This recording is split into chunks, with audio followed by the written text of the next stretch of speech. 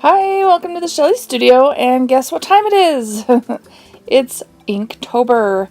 So I am going to attempt to do one of these every day.